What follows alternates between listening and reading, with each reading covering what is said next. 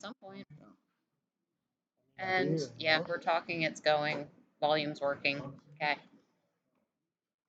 You're good, Bill. Okay. All righty. Call the meeting of the Fire and Police Committee to order. And we'll start with, are there any public comments today? Public comments? Okay, I do not see any, so we will move on. Western Berks ambulance, Tony. You have our monthly report in your packet. Trying to get there. Hold on. We're up to about 1,200 calls for the year. Again, staffing issues across the whole Commonwealth. Trying to find paramedics. If you know anybody, we're hiring. Other than that, look forward to Friday afternoon. Friday afternoon we'll be done. Questions for Tony? Short and sweet, way I like it. I was remiss at the beginning, just wanted everyone to know, both committee members and members of the public, that this meeting is being recorded, both audio and visual. So, okay, thanks, Tony. No, we didn't. You know what? We want to do? No, we don't. No, we don't. That's correct. So moving on to Westside Works Management. Okay, just I'll make it short and sweet. Also, I had just have two announcements. One about Emergency Operations Center and Chief Phillips, along with staff from everybody, will be here on July 4th. Keep an eye on things, and we recently had a meeting, and we will have another meeting with the county emergency management people regarding the Ohlone Dam there, and making sure, I guess, that everybody has some plans and things for in case there's anything goes wrong out there. So we have people attending that, and we have to have a tabletop exercise on that next week. So if I get any other information, I'll report back. Other than that, we're good. You ever do anything like that?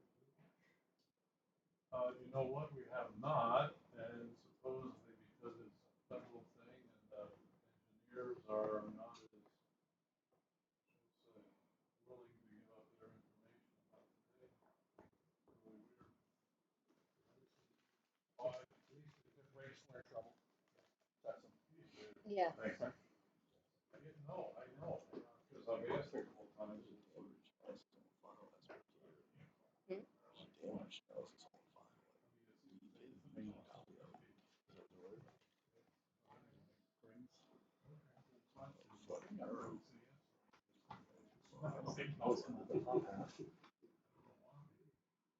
Any other questions for Tom?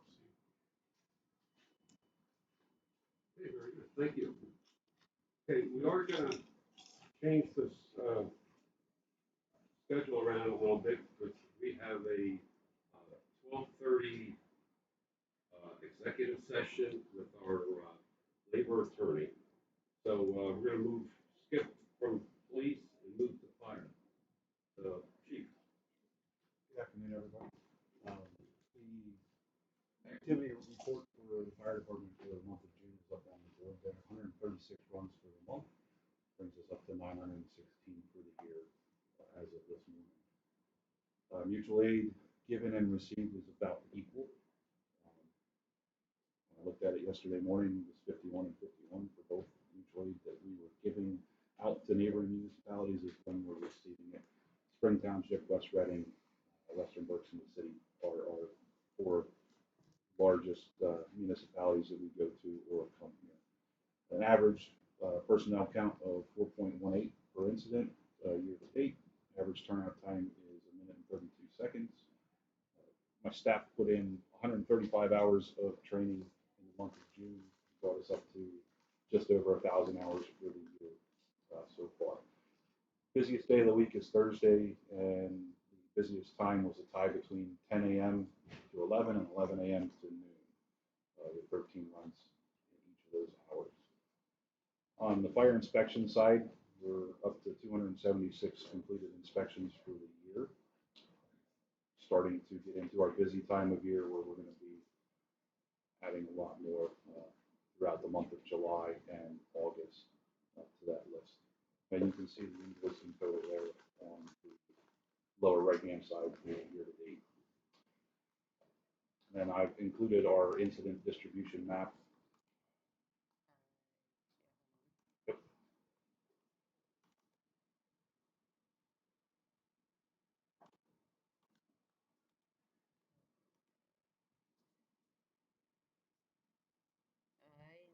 I don't know that. Okay, that's all right.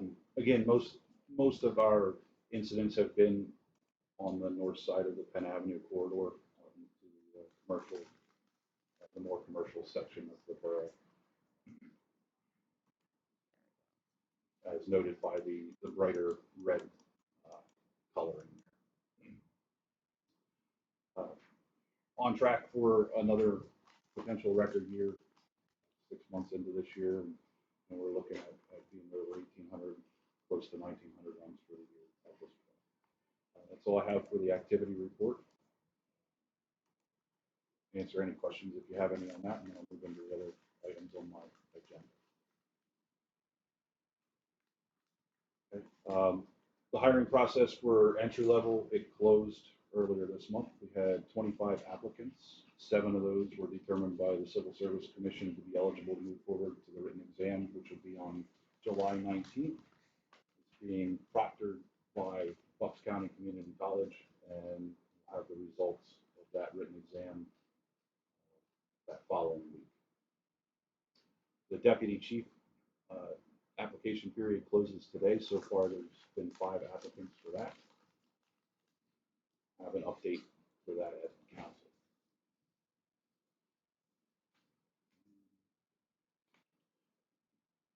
The run cards, or how we use apparatus and request additional help from our mutual aid partners, those were submitted to the county for implementation. Both myself and two chiefs looked over them, signed off on them, and are moving forward with some changes potentially coming for the EMS side in the future. Currently working with the county to develop a special run card for the High Road, Old Wyomissing Road area, the main parklands section of the borough. Run into a couple challenges there with water supply, access to drafting locations, as well as the narrow roads, being able to get enough apparatus back there to do what we're called for and handle or mitigate any incident back there is a challenge. We've never had, in my 18 years here, never had anything specific for that section of the borough. So we're working on that to make sure that we are providing the necessary resources and the right types of resources going there like we do throughout the rest of the borough. So it's a work in progress. Yeah, the only thing we did back there is we had Shillington come in off Williamsburg. We came up and what the lay is 1,400 feet. That's from Old Mill, the hydrant at Old Mill and Evans, back to the intersection of High and Old Lowers Lane is over 2,000 feet. So it takes a large amount of apparatus to make that lay if we have to go back and lay supply line. That's all I have. Thank you very much. Questions for the fire chief?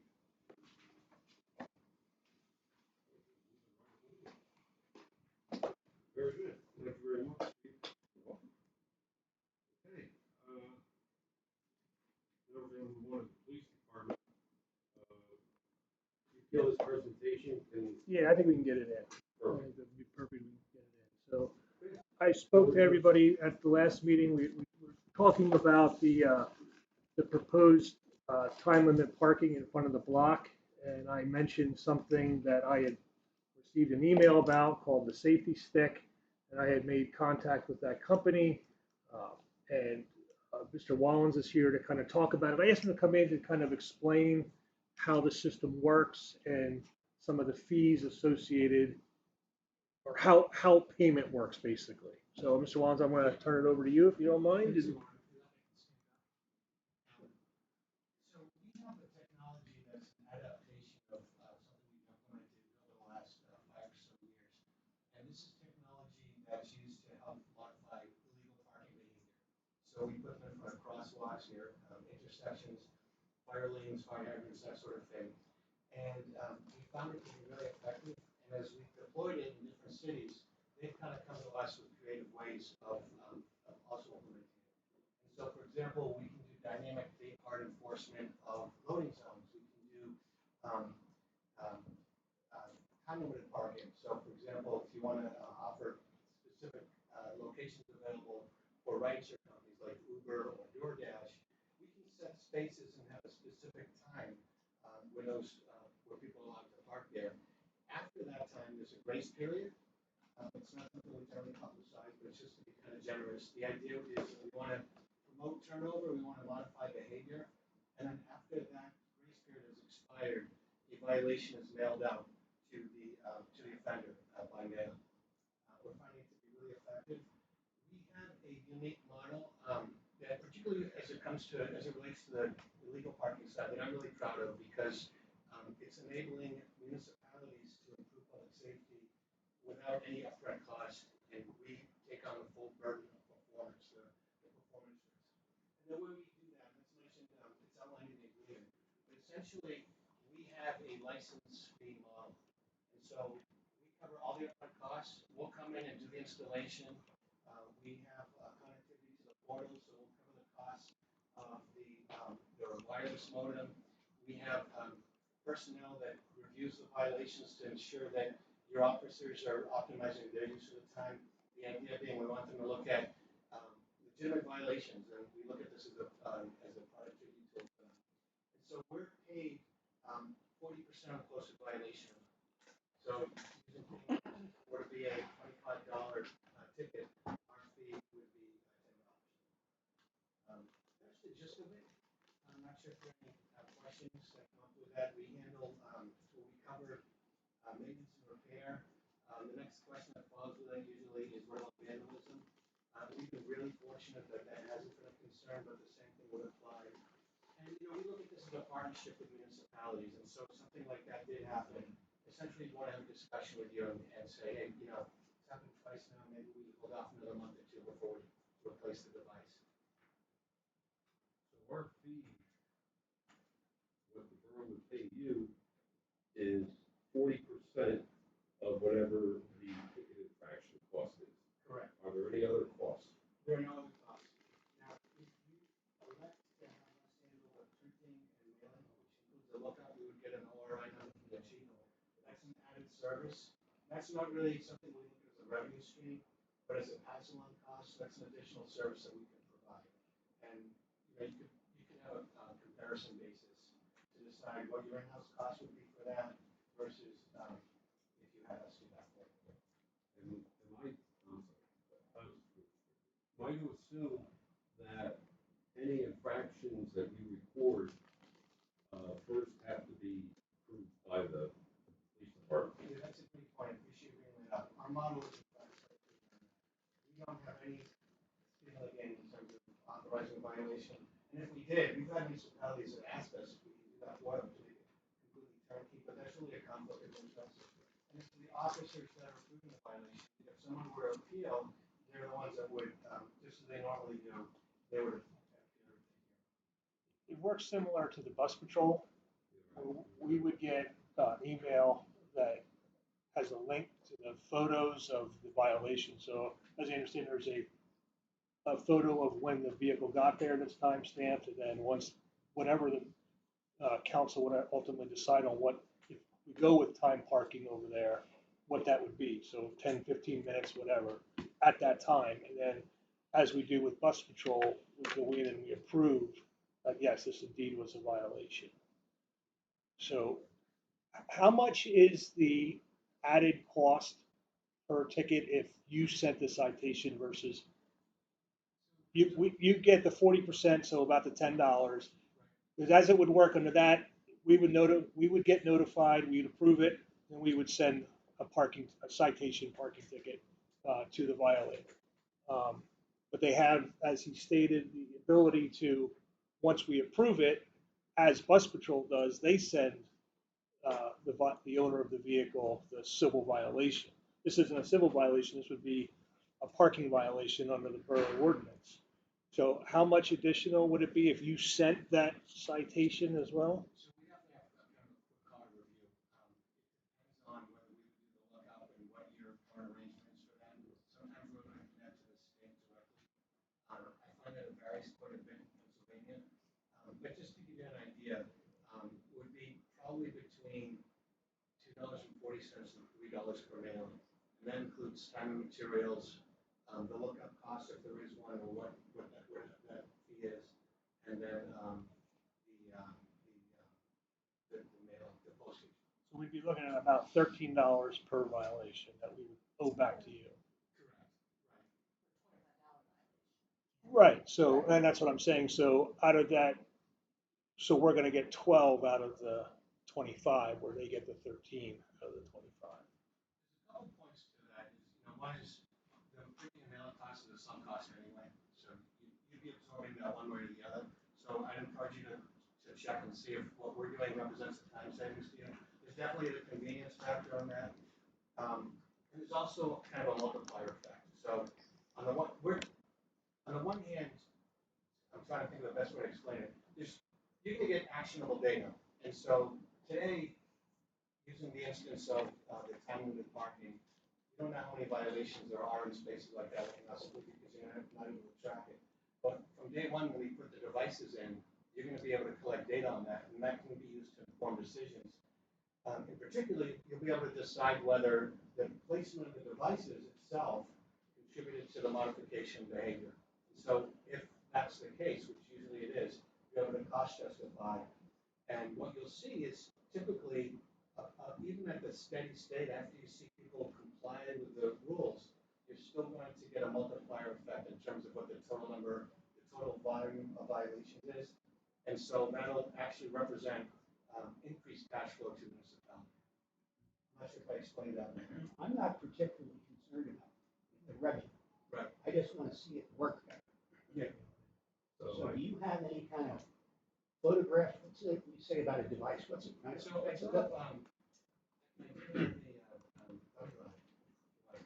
We won't allow outside thumb drives to attach to our equipment. so I can open up my laptop and bring that to you. Just show you some pictures.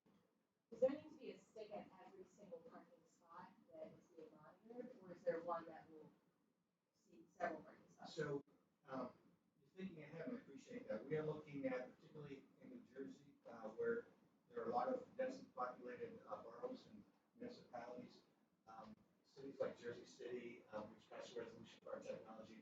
We're soon, and Wilkes-Barre in Pennsylvania is going to be testing an adaptation of this technology where we use overhead cameras. A lot of police departments have flock parking with that company, but Vigilant is another one that we can tap into those existing feeds. But in any case, yeah, so what we can do, if we can isolate a single entry and exit point, we can use overhead cameras that monitor multiple spots rather than one device per spot. We're not quite there yet, and it's something we're going to be rolling out in the months ahead. Yeah, it seems like it- I'd like to give our solicitor plenty of time to get some contract questions before we need to stop this appeal. Well, my first question is, the 40%, is that based on paid convictions, or is that based upon the tentative violation that your company identifies and feeds to the police department? So it's based on violations that our system captures. And so I understand what you're getting at here. It's essentially, you want to pay for violations that are legitimate and are approved by your officers. We want to give officers a latitude to, at their discretion, say whether it's a violation or not. If you like, if you're more comfortable, we could put in a clause that essentially says that we anticipate that you'll approve 95% of the violations. Something like that, some sort of range that expressly gives you that latitude and maybe is a little bit more generous to the municipality. Does that make sense? Well, I hear what you're saying. Yeah. I don't know in practice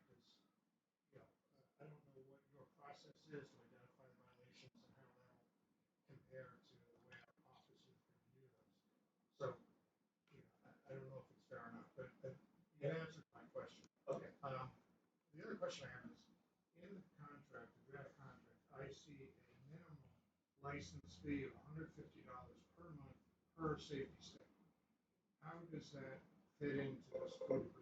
You said 40% is the only fee, Right. but then if there's not in excess of $150 per safety stick of violations, the borough would owe that minimum payment. Is that correct? Yes, so that's well, and not exactly, I can explain that. First of all, the borough would never be obligated to pay them. And I can talk about the scenarios that would come into play if the numbers would fall short. First of all, what we do is we look at that in aggregate. But to back up a little bit, the reason we have that clause in there is to safeguard our business model. Really, what we want to be able to do is offer that to everybody. And we understand that every setting, every municipality has a different setting. And so we want to be able to have a conversation essentially if it's not reaching the number. But in a real world scenario, let's talk about the violations you have where the revenue to us for each violation would be $10. You're talking about one violation every other day, which should be imminently achievable. If it's, right. Right. Just one violation every other day. Now, if you're not reaching those numbers, to me, would suggest you really don't have the problem there anyway. It would be more likely that you would come to us and saying, hey, you know, the volume is much lower than we expected. That's certainly a risk that we're willing to bear. But with that said, we also recognize that what you don't want to do is push a problem and block away. And because of that, you want to have a certain amount of saturation. And because of that, there's going to be some devices that perform better than others. You know, I call these types of parking infractions or crimes of convenience. You know, coffee shops, CVS, people want to park and take as few steps as they need to. And so there are going to be certain hot spots where the numbers will be higher, and those will kind of make up for where the numbers are lower. But overall, you need to have a certain volume of installation.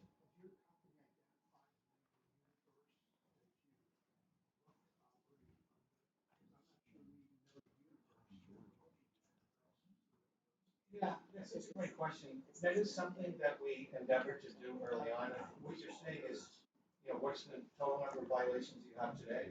Total number of parking places that could be possible. Oh, I see, okay. Yeah, we really leave that up to you. You know, the municipality is generally more experienced or more familiar with what the trouble spots are. When we come on site, we kind of have a feel for what those will be. I would recommend starting with the areas that you anticipate would be the busiest because that would be a good proving ground. Just like West Patrol is a good proving ground for our technology. That would be a good leading indicator for you in terms of if or how you might scale up further.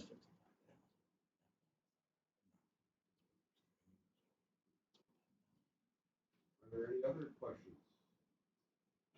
Just one more question.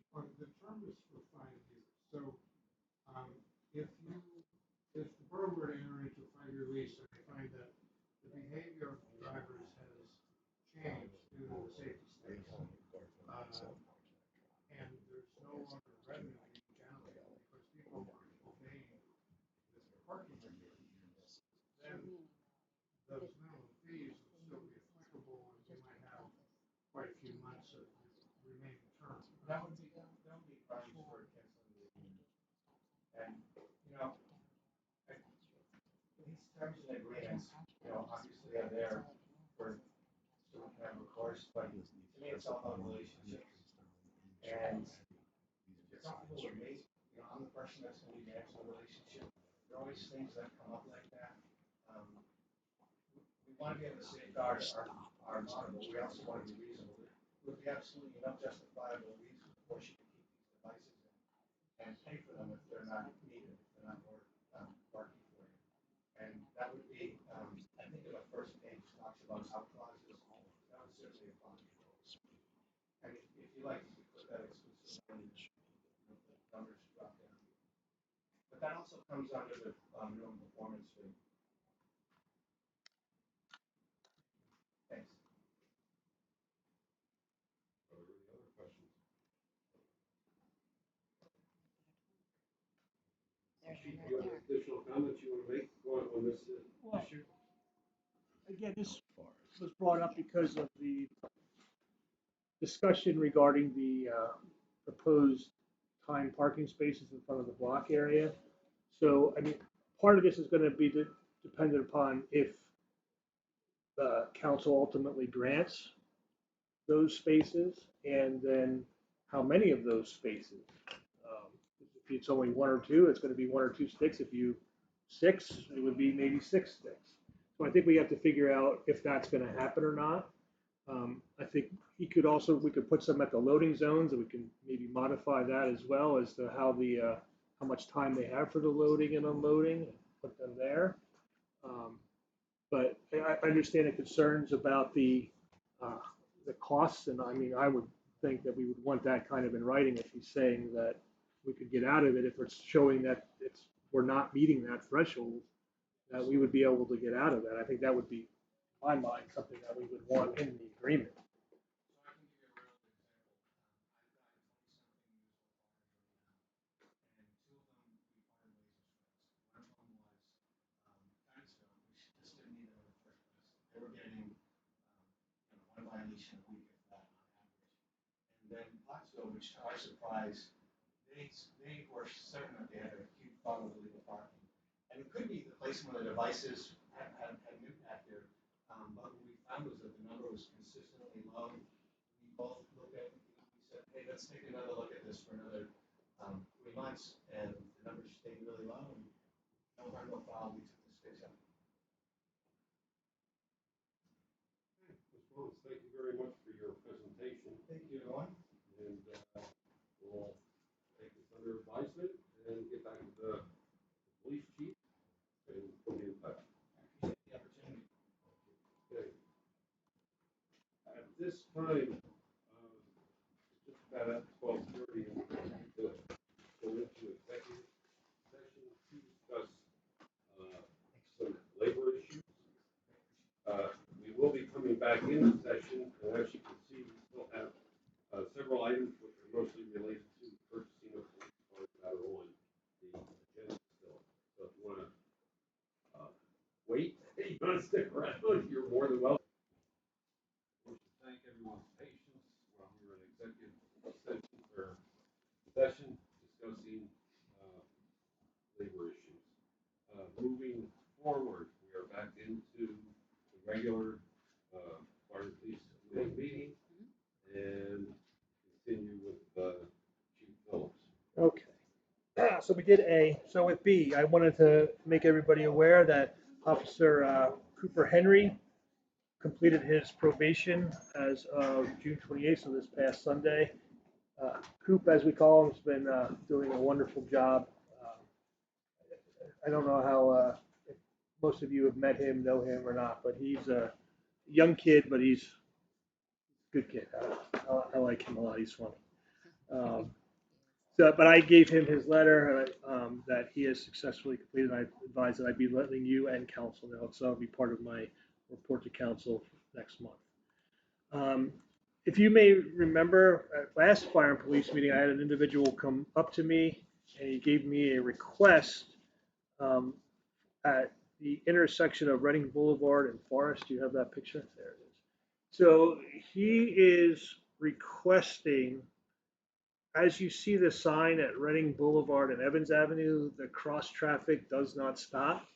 He's asking for the same type of sign to be placed at Reading Boulevard and Forest. There are a couple other places that we have that particular sign with a cross, like Wayne Avenue and Reading Boulevard is another one that comes to mind for me. There's nothing that needs to be done as far as traffic studies for this because it's not a sign that's requiring like stopping or speeds or anything like that. This is just an informative sign.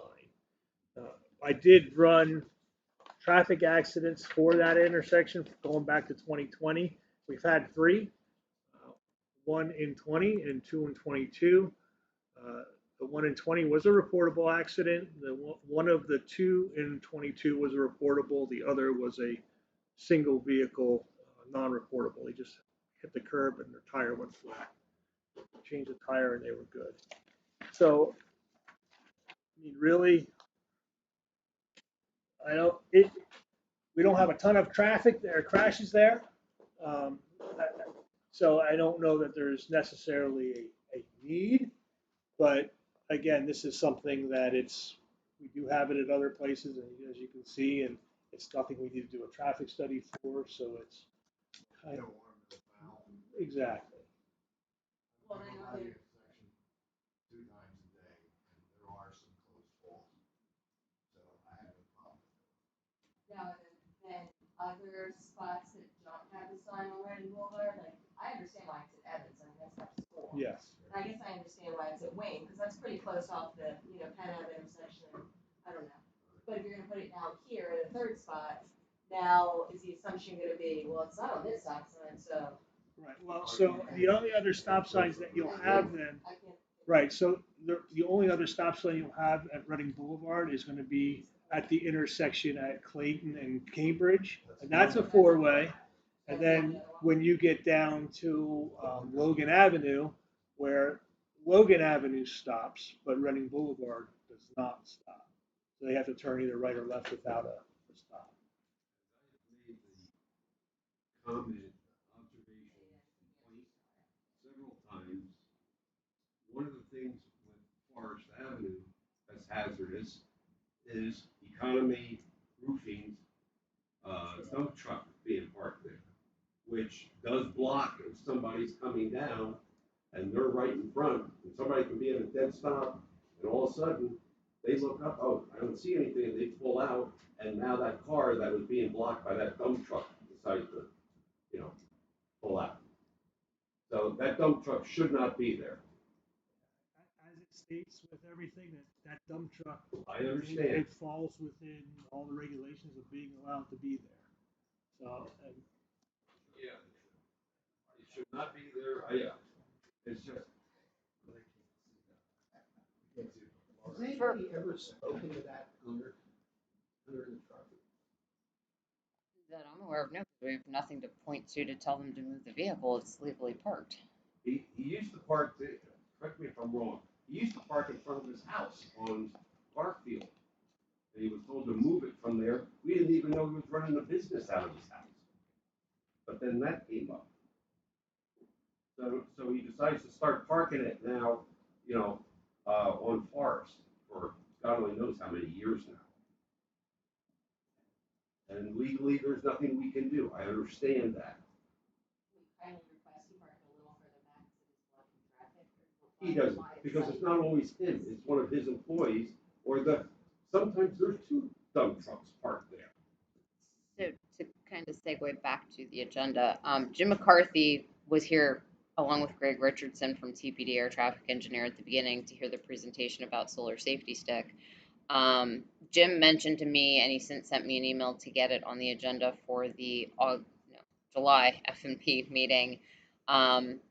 He and Public Works have talked about similar stop signs to this needing to be installed at the intersections of Wyomissing Boulevard and Lehigh, Garfield, and Parkside Drive South for similar reasons, a lot of near misses. So, I mean, if you would go forward with this, he'd be asking you potentially come to the July meeting with something similar for Wyomissing I Boulevard. don't have an issue. There's going to be a cost in getting the signs made, and it's do you want to pay that? I'm showing that we've only had 3 crashes. I get there's probably near misses. I don't have an objection to it. It comes down to do you want to spend the money for those signs, and I don't.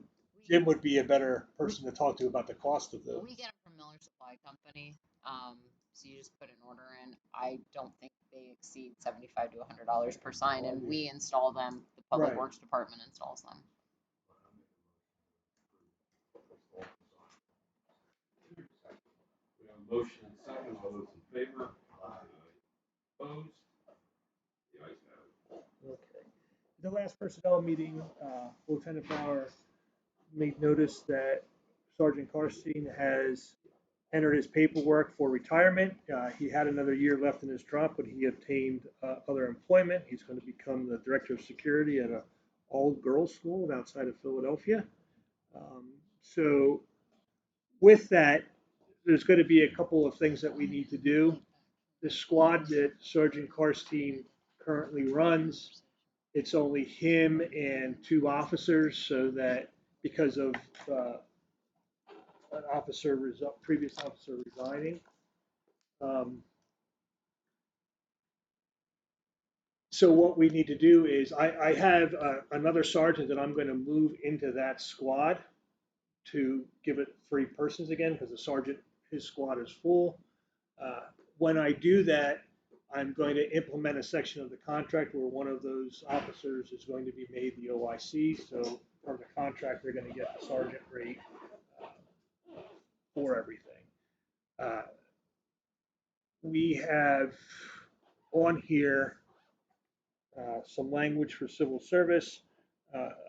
We've asked at the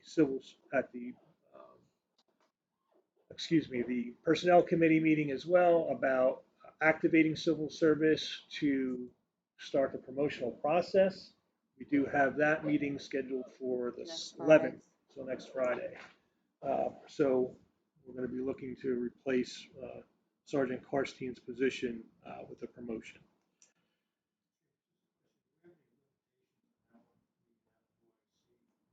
There's nothing in the contract about it. It says that if it's going to be more than 2 weeks, that it should happen. It doesn't say how long it should be. So this is going to be for more than 2 weeks, obviously. So,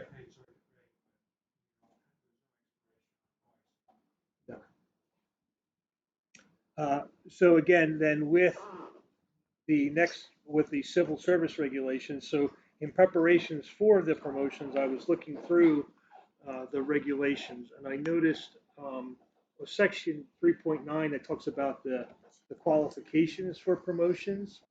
And I noticed something in the language that it basically talks about if an officer gets written up, they have to wait a year before they can put in for a promotion.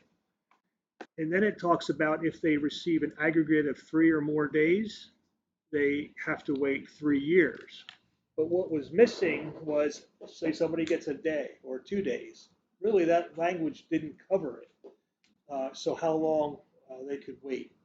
So uh, we're playing around with some language, and the solicitor came up with something that I thought um, covered everything instead of exactly what I was thinking. Do you have that actual email? I don't have it. I have it on my phone. I don't have it with. I can read it if that's okay. I have it here. No, Yeah. I sent out an email on. Hold on. Yeah, it was Thursday afternoon, probably between 2 and 3 p.m.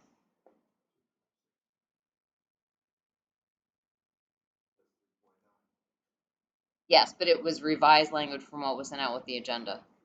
Yes. Do you all have it, or do you need me to read it? Okay.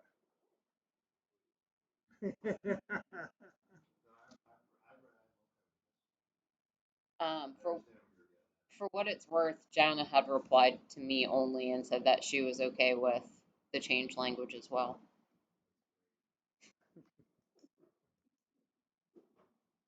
So then I would be respectively requesting a motion to table, approve, or deny the suggested revision to the Police Department Civil Service Rules and Regulations, Section 3.9, General Qualifications, Promotion, subsection A, contingent upon the approval of the Civil Service Commission, which again meets on the 11th. We have a motion and a second to approve.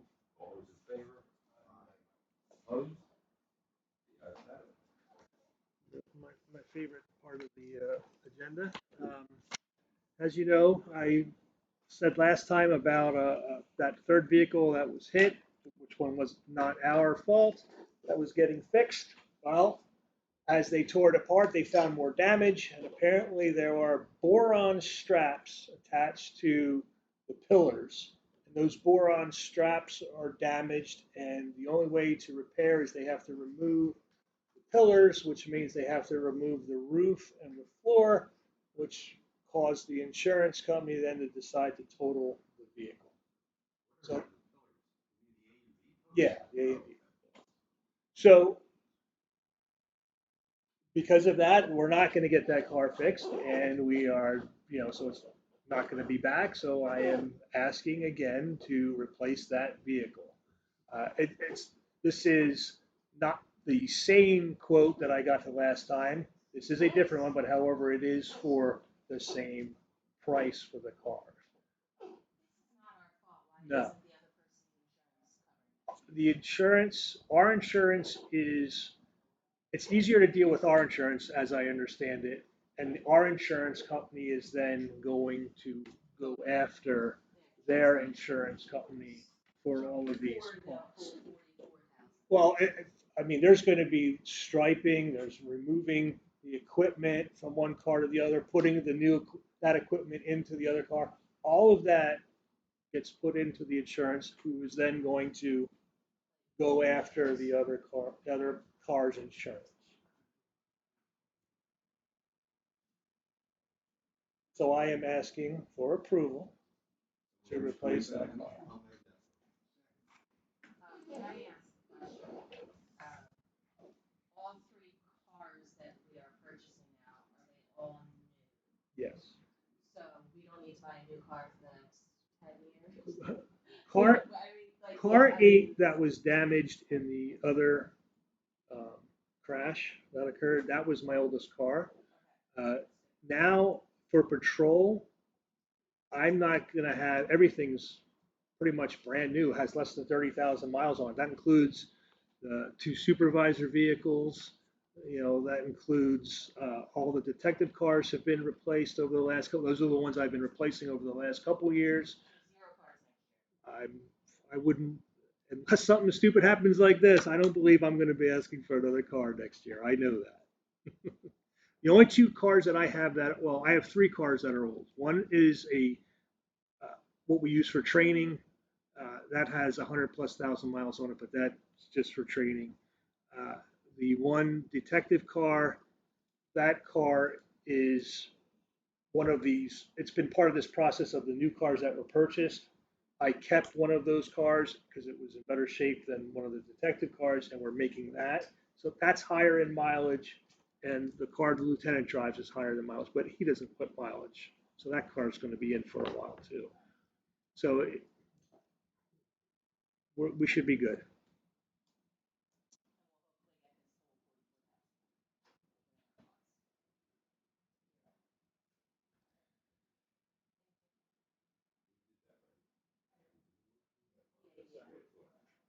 One quick thing, let's just go back. No, I interrupted before you Yeah, said all that. you got a first and second, you didn't. Oh, I did, okay.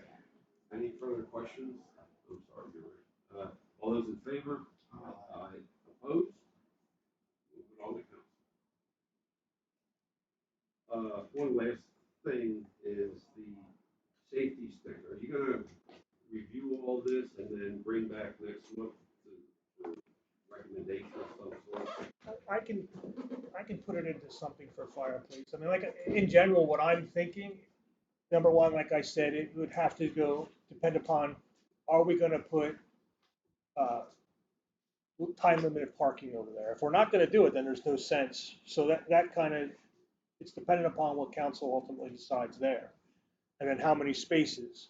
Because then I think we need to, if that's what happens and we do that, then we have to look at where those spaces are going to be. And I think we should hash them out like we did the regular parking so that we can put those sticks at the back of it so it'll see the plates.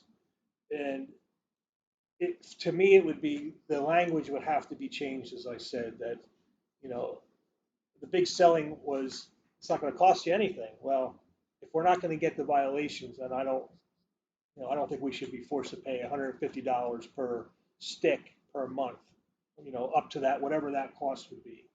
If they're saying we'll take it out, then let's put the language in there that says they'll take it out if we don't need it.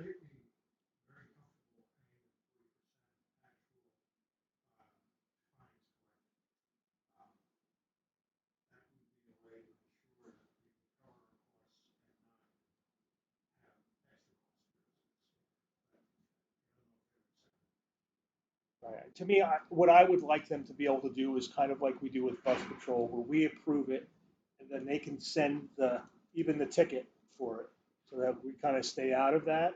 So that would be that 40% plus about up to $3. So we're looking at about $13 that they would get out of a $25 ticket.